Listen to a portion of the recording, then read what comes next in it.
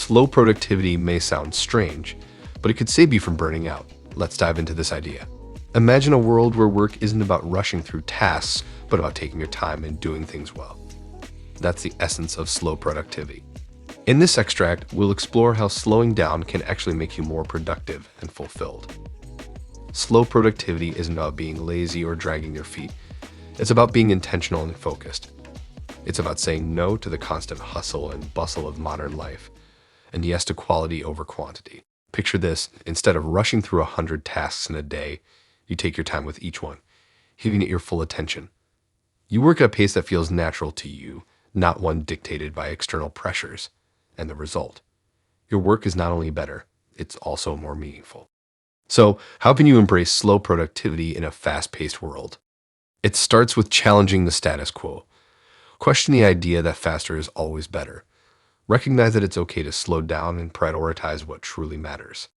Slow productivity is a journey, one that requires patience and commitment. But as you embark on this path, you'll discover the joy of producing work that stands the test of time.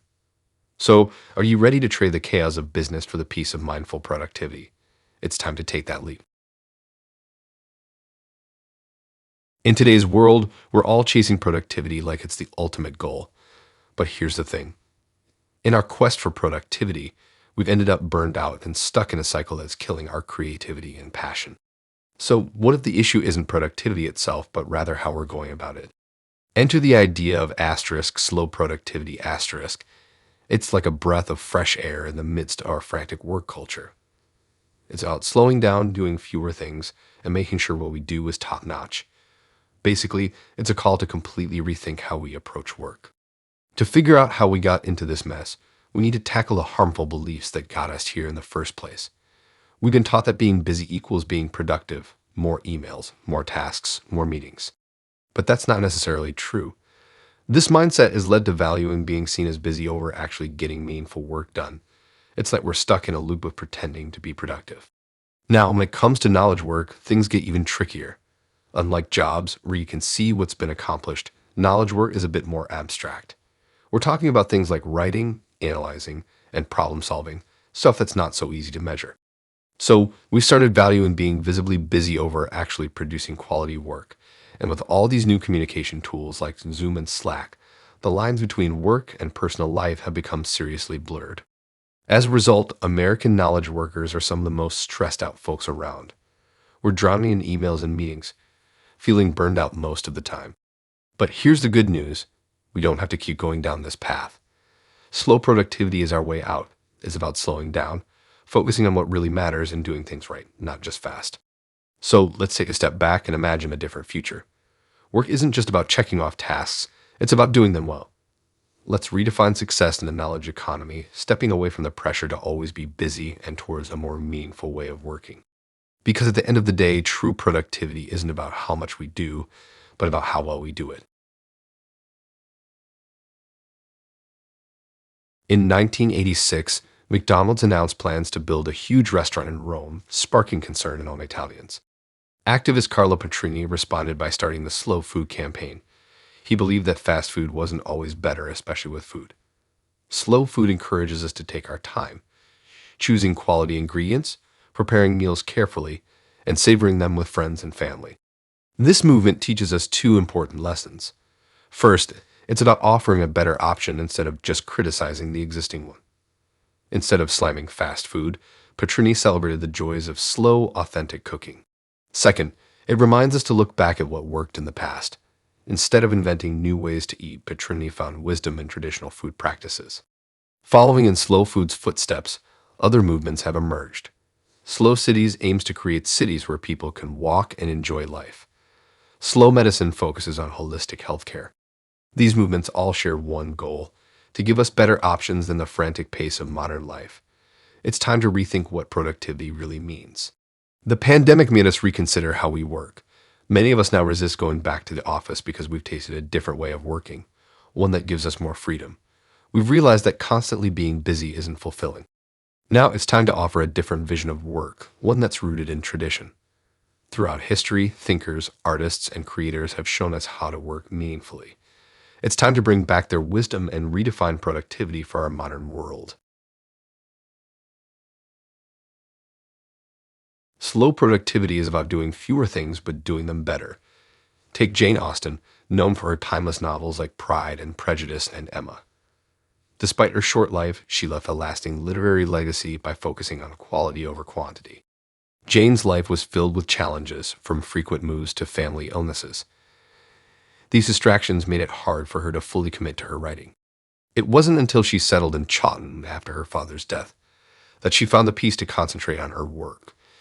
This allowed her to create masterpieces that still inspire today. In today's busy world, we often feel pressured to say yes to everything. But to do meaningful work, we must learn to say no more often. By prioritizing what truly matters, we create space for deep, focused work. Imagine a workload that leaves room for meaningful projects. Instead of being overwhelmed by tasks, we can fully invest in work that truly matters. This is the essence of slow productivity. While we may not all have the luxury of relocating to the countryside, we can still follow Jane Austen's example. It starts with recognizing which tasks are essential and which are distractions. Take virtual meetings, for example. While they serve a purpose, they often come with unnecessary administrative burdens. By minimizing these distractions, we can devote more time to meaningful tasks. Slow productivity isn't about doing less overall. It's about doing less of what doesn't matter so we can do more of what does. By focusing on quality and aligning our tasks with our goals, we can achieve more while enjoying a more fulfilling professional life. Imagine Copernicus, Newton, and Curie grappling with the speed of today's work world.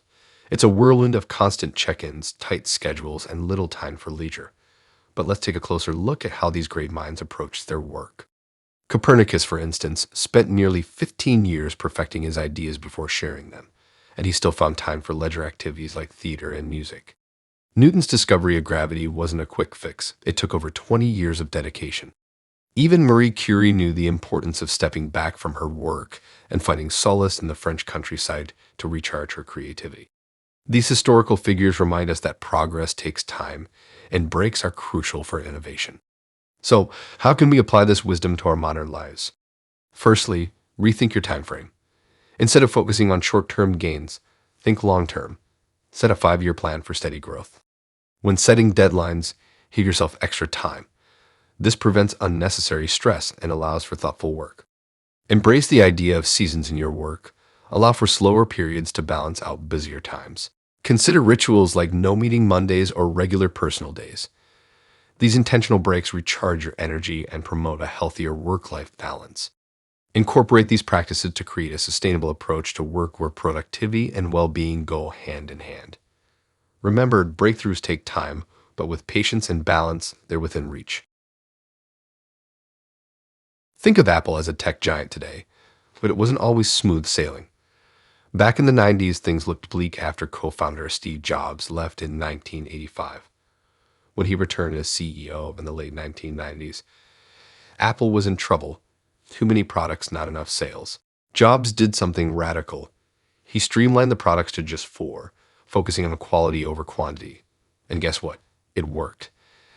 Apple went from huge losses to a $300 million profit in a year. So, what's the lesson here? Quality matters, and to really nail it, you need to slow down. Take your time. Obsess over getting it right, just like Apple did. Now, becoming a quality pro doesn't happen overnight. At first, you might feel like your work doesn't quite match your taste, but keep at it. As radio host Ira Glass says, you bridge that gap by doing a lot of work. Dive deep into your field. Learn everything you can. Hang out with fellow enthusiasts to refine your skills together. And don't skimp on good tools. They make a difference. But here's the thing, don't burn yourself out. Sure, giving it your all is important, but so is taking care of yourself. Instead of pushing yourself to the limit, find a balance. Maybe cut back on your day job a bit to make time for your passion. And set clear goals. It keeps you focused. Lastly, don't keep your work to yourself. Share it. Show it off. Put it out there for the world to see. It'll motivate you to keep going and make sure you're always striving for the best. In a world where everything's moving fast, slowing down and focusing on quality might seem strange, but it's the secret sauce for making work that really matters. As we come to the end of today's video, I want to leave you with some food for thought about productivity and how it affects us all. You see, in today's fast-paced world, it's easy to get caught up in the hustle and bustle of trying to do everything at once. But here's the thing, that kind of productivity can leave us feeling exhausted and burnt out dealing with tasks that don't really matter in the grand scheme of things. So, what's the solution? Well, it's time to rethink productivity. Instead of rushing through tasks just to check them off our to-do lists, let's focus on quality over quantity. That means saying no to business. It's about realizing that it's okay to slow down, to take a breath, and to work at a pace that feels natural to us. By doing this, we can produce work that truly matters, work that has depth and meaning. Because at the end of the day, it's not about how much we do, but rather how well we do it. So, as you go about your day, remember to prioritize what's truly important. Don't be afraid to say no to things that aren't serving you. And most importantly, always strive for quality over quantity. Thank you so much for tuning in today. If you enjoyed this video, don't forget to give it a thumbs up and hit the subscribe button for more content like this. Until next time, take care and remember, slow and steady wins the race.